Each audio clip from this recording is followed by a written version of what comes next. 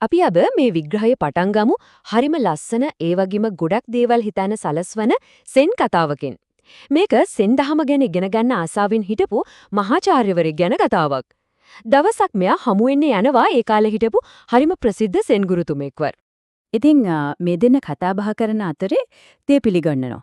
මහාචාර්යවරයා තමන් දන්න හැමදේම ගැන තමන්ගේ දැනුම ගැන නොනවත්වාම කියවනවා. සෙන් ගුරුතුමා නැන්නින් හරිම නිශ්ශබ්දව මේ හැමදේම අහගෙන ඉන්නවා. අන්තිමට ගුරුතුමා මෙන්න මේ ප්‍රබල ප්‍රශ්නය අහනවා. ඔබේ කෝප්පිය මුලින්ම හිස් කරගන්නේ නැතුව මම කොහොමද ඔබට සෙන් ගැන කියා දෙන්නේ? හැබැයි මේ ප්‍රශ්නේ අහන්න කලින් වෙන දේ තමයි හරිම වැදගත්.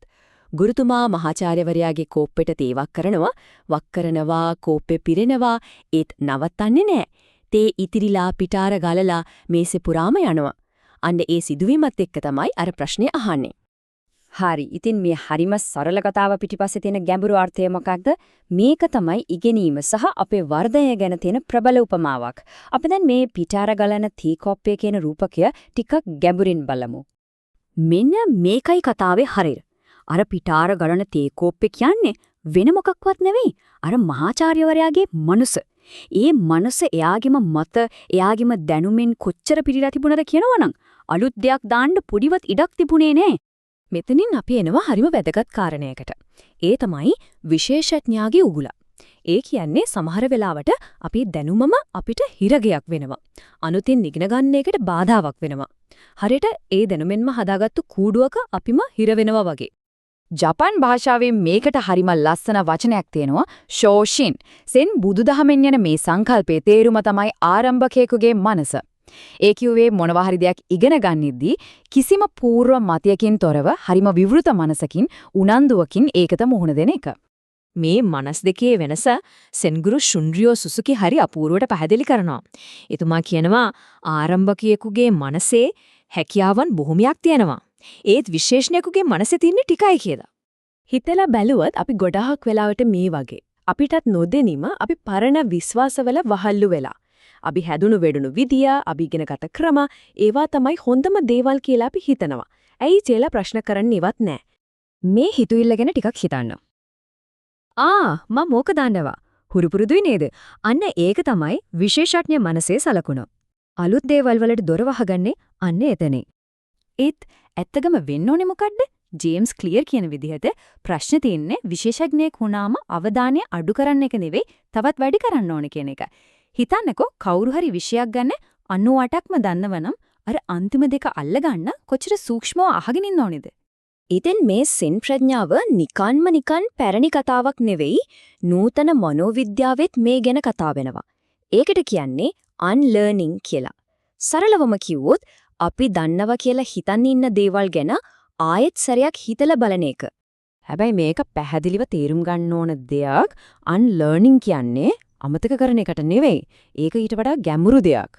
ඒ කියන්නේ හිතාමතාම අපේ ඔළුවේ තදින්ම බැහැගෙන තියෙන විශ්වාස ප්‍රශ්න කරලා ඒවා කඩලා බිනලා දාන එක වගේ ක්‍රියාවලියක්. එතකොට අපිට මේ ප්‍රශ්නේ අහන්න වෙනවා අපි වෛෂයිකයි හරියටම හරි කියලා හිතන් ඉන්න දැනුම ඇත්තටම වැරදි නම් ඒකේ අඩුපාඩු තියෙනව නම් මොකද වෙන්නේ? මේකට හොඳම උදාහරණයක් තමයි පර්යේෂණවල තියෙන weird කියන පක්ෂපාතීත්වය. weird කියන්නේ western, educated, industrialized, rich සහ democratic කියන වචන ටික. ඒ කියන්නේ මනෝවිද්‍යාවේ අපි අද කතා කරන ගොඩක් සිද්ධාන්ත හදලා තියෙන්නේ මුළු ලෝකෙම නියෝජනය කරන මිනිස්සුන්ගෙන් නෙමෙයි.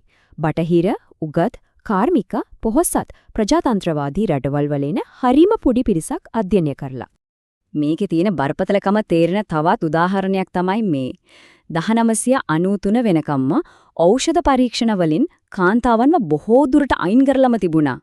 හිතාගන්න පුරවන්ද? ඒ කියන්නේ පිරිමින්ගේ ශරීරවලට ඖෂධ ක්‍රියා කරන විදිහ බලලා ඒක හැමෝටම එහෙමයි කියලා උපකල්පනය කරලා තියෙනවා. කොච්චර ලොකු වැරද්දක්ද? හරි. අපි දැන් ප්‍රශ්නේ ගැන කතා කළා. දැන් බලමු විසඳුම් ගැන. කොහොමද අපි මේ කෝපය හිස් කරගන්නේ? කොහොමද මේ ආරම්භකයෙකුගේ මනස ප්‍රායෝගිකව වඩවගන්නේ? මෙන්න හරිම සරල ඒත් ප්‍රබල අභ්‍යාසයක්. දැම්ම උනත් කරලා බලන්න පුරුවන්. තමන්ගේ කාමරයේ තියෙන හැමදාම දකින්න දෙයක් තෝරගන්න. දැන් හිතාගන්න ආරම්භකයෙකුගේ මනසකින් ඒ දිහා බලනවා කියලා හරියට අඟහරු ලෝකේ නවක කෙනෙක් වගේ මේ වගේ දෙයක් ජීවිතේටම දැකලා නැහැ කියලා. කිසිම විනිශ්චයකින් තොරව ඒකේ හැඩය, පාට, ස්වභාවය නිරීක්ෂණය කරන්න. එතකොට තේරෙයි මීට කලින් කවදාවත් නොදැකපු විස්තර කොච්චර තියෙනවද කියලා. එදිනෙදා කතාබහේදී වුණත් මේක පුරුදු කරන්න පුළුවන්. මෙන්න ක්‍රම කිහිපයක්.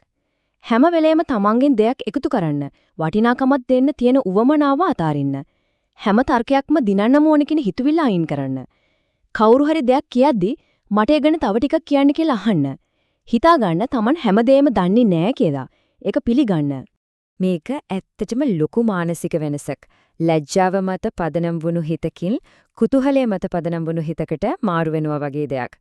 අනේ මම මේක දැනගෙන ඉන්න එපයි කියලා ලැජ්ජා වෙනවා වෙනුවට හරි තව මොනවද මේකේ හොයාගන්න තියෙන්නේ කියලා කුතුහලින් ඉස්සරහට යන එක. අවසාන වශයෙන් මේ ප්‍රශ්නේ ගැන අපි හැමෝම ටිකක් ගැඹුරින් හිතමු. අපේ ජීවිතේ හැම දෙයකටම, හැම සම්බන්ධතාවයකටම, හැම අභියෝගයකටම මේ ආරම්භකයෙකුගේ මනසකින් මුහුණ දෙන්න අපිට පුළුවන් වුණොත් ඒකෙන් මොන වගේ වෙනසක් වේද?